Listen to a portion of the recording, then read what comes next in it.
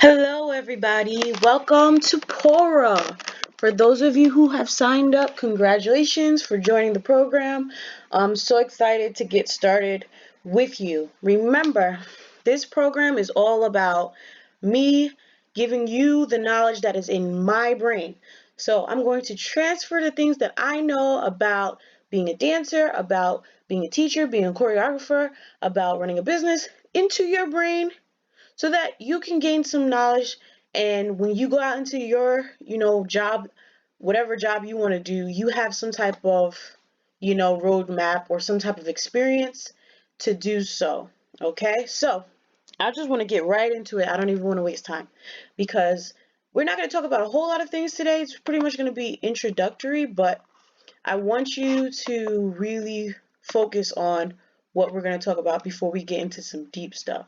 So today we're going to be talking about the dance slash entertainment hierarchy. So why do I have dance slash entertainment hierarchy? Well, it's for various reasons. Dance is a part of entertainment, but I said that because there's a lot of different layers to the entertainment industry itself, and I only narrowed it down to things that you would need to know concerning a dancer.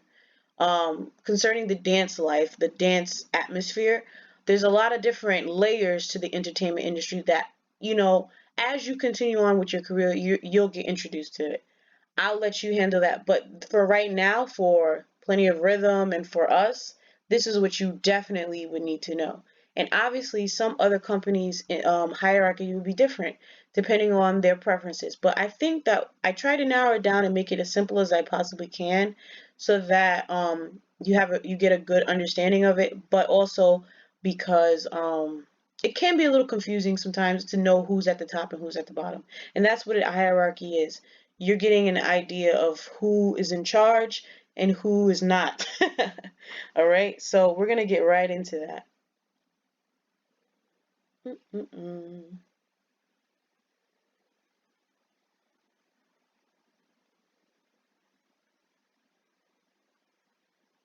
Okay, so let's do it. All right, let's start at the bottom. So the first thing I have here is dancer. And you might say to yourself, wow, dancer's at the bottom? Yeah, well, yeah. Reasoning why? Because you know what? Right next to dancer should be student. You're learning the field. You're learning about as much as you can before you become a professional in any type of way. So here's an example. Your mom signed you up for dance class when you're 4 or 5 years old. Go to dance class and you learn as much as you can. You learn as many genres that you desire to learn. And eventually, after 10, 15 years pass by, you become a teacher's assistant, a teacher, or whatever, if that's something you desire to do. Now, it's important that you understand the role of a dancer. Your job at this point is to learn as much as you can. Now, that doesn't mean just learn steps and just learn technique and stuff like that. That means you learn all of the things that you see. Okay? The reason why I say that is because as a dancer and in this business, the more experience that you get, the more that you desire to learn, the better off you'll be. The best example I can give you is myself. Me, I did not just take classes all the time. I took it upon myself to teach myself a lot of things my teacher could not teach me. Why? Because you're in a class with 20 plus kids and you cannot be the only one that they're focusing on. Unless you get private lessons on a regular basis, you're not the only person in the room. We got to focus on everybody. So as a dancer, it's your job to observe everybody's role, to get familiar with everybody's role, so that eventually you can do everybody's role. Okay, if that's something that you desire to do. So I really encourage you to learn and get more knowledge on your own. Do a lot of research because it's the thing that's going to really differentiate you from the person who's just the average dancer coming to dance like recreational and the one who's going to get a career. I'm telling you right now, that's what's going to set you aside. For me personally, I wasn't the best dancer in my class all the time, but guess what? I was a good student. I learned a lot on my own, and I learned a lot from my teachers. I absorbed as much as I possibly could. And every time they opened their mouth, I was definitely hanging off the edge of their words. That's what's going to set you way above the person with the best technique in the class, the person who absorbs the most information and who can continue to pass that information on. So that's my job as a dancer, is to absorb as much information as I possibly can. All right, so right up there I have in this green level here, teacher's assistant and apprentice. So teacher's assistant and apprentice kind of go hand in hand. They're pretty much the same thing. Now, a teacher's assistant, their job is to obviously assist the teacher, but to really pretty much have a general understanding of the functions of the class, have a general understanding of how to control a class, how to run a class, and that's what you're learning as you're teaching. So a teacher's assistant is somebody who is learning as well as demonstrating. Okay? That's very important. When I was a teacher's assistant, most of the time I was learning. 90% of the time I wasn't teaching. Why? Because it's the teacher's class. When you're an assistant, it's the teacher's class. Don't ever forget that. Okay? Don't ever forget it. You're also learning, but at the same time, you're helping with the things that the teacher allows you to help with. And I say that and I really mean it, because depending on the teacher that you're working with, it's important for you to know your place. It's important for you to understand that as an assistant, I am also a student, and I am also here to do what the teacher needs me to do. Okay? The teacher should be able to control the class by themselves. That's why some teachers need assistance and some teachers don't. Depending on the classroom setting, the teacher may need you or they may not need you. Depending on the circumstances, they need you, they may not need you. But ultimately, the teacher shouldn't need you. Okay? So understand that a teacher's assistant job is a learning tool. Okay? It is also a learning tool, which brings us into apprentice. Okay? Apprentice is a learning tool. So people who are apprentices are those who could be teacher's assistants, but they're kind of focusing directly on what they want to learn. Okay, and I say that and I really mean that. That is very important, because apprentice normally knows what field they're going to go into. Okay, so the teacher's assistant could be an apprentice, but an apprentice doesn't necessarily need to be a teacher's assistant. So let's just remember that, okay? You can be an apprentice, you're still learning how to become a teacher's assistant, all right? And a teacher's assistant is still learning more of the trade and more of the business as they're an apprentice. That's what it should be, and I'm going to say that. That's what it should be. So make sure if you're joining a program, you know that you're learning what you're supposed to be learning. Okay, I'm just going to throw that out there. Now, I want to talk about this whole blue section here. This blue section, I kind of call it the money making section. Why? Because this is when you're really going to start seeing yourself make some money. Not that you want to be focusing on this to make money, because this should be something that you love to do and that you need. It's like, it's a type of art form that you really just love to do and you enjoy. So money is not really on your mind a lot of the times, but I will say you have a lot more control over how much money you make once you get to this blue section. Okay? A lot more control. Depending on where you are in your career, depending on the experience you have.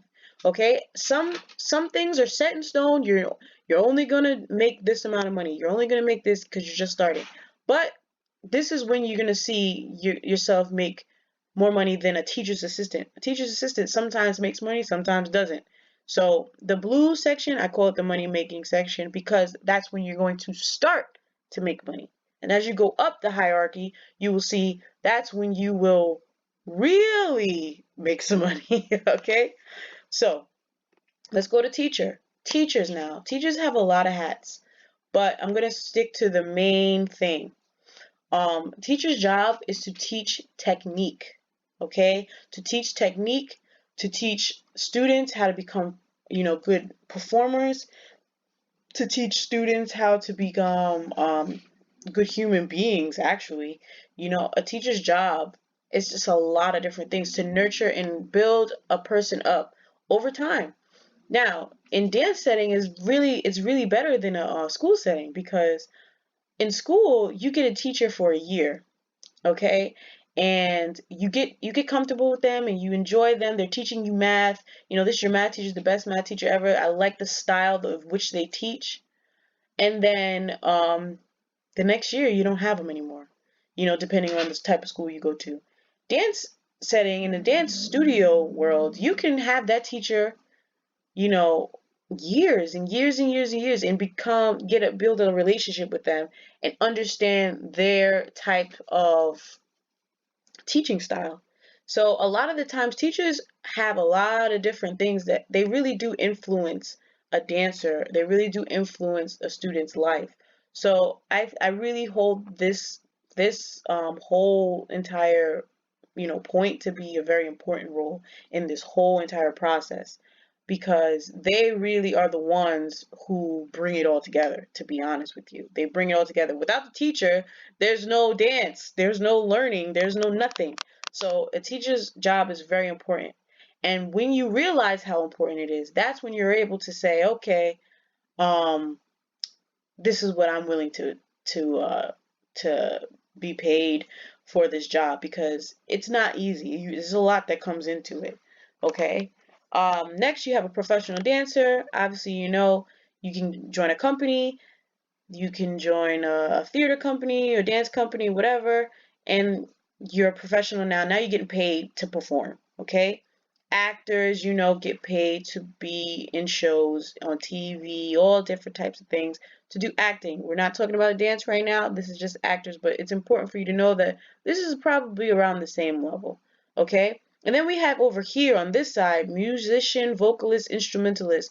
They learn a different type of trade. Below that, I would have put vocal lessons and all types of things, student as well in this category, but we're not really focusing on this. So I'm going to move up a little bit. Composer, you need to know that definition, but I'll get to that in a second. Choreographer. Now, this is obviously very important for us because we're talking about becoming teachers and we're talking about becoming choreographers. And it's important to know that as a choreographer, your job is to be a teacher, a director, sometimes a composer, sometimes a musician. You have a whole bunch of jobs. Now, as a choreographer, it's your job to understand what you want to see. Okay? You're putting together the steps. You're putting together the movement. You're putting together who's on, who's off, who's standing where. That's the job of the choreographer, which is really probably the most fun job out of all of these. So now let's move up. Administrational staff, your desk workers, you got your accountants, you got your bookings, you got your agents, all those people I just threw on the side because, those could be a whole bunch of different jobs that go into that. And then you have your director slash producer. You're in control of who does all of these jobs. You're in control of who's your staff, your choreographer, your composer, your musician, your professional dancer, your teachers. You're hiring everybody. Okay? You have complete creative control over the whole scene. All right? And in different situations, the choreographer might have complete creative control. The composer might have creative control. That's the hierarchy. It can be moved around, and a lot of people wear different hats, but it's important to know the general job and the general placement of everybody. Okay? I'm going to add everybody onto this to see the definitions that I wrote down for you to get a better understanding, okay? And last but not least, you have an assessment test that I will be sharing with you. The way you're going to do this is you're going to answer the questions by highlighting the correct answer. Okay? You're going to highlight the correct answer. Boop. There you go.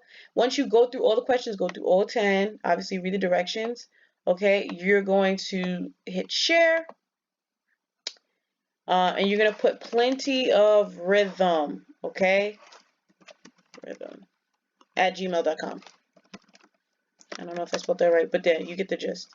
You're gonna put plenty of rhythm, and then you're gonna hit send.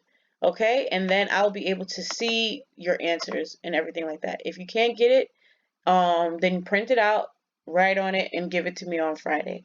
Okay, so that's pretty much our basic introduction for today. Make sure you download the Wix app. Make sure you subscribe to the YouTube. Make sure you have a notebook. Okay, all right, guys. Hope to hear from you soon, and drop them questions if you have them. All right, bye bye.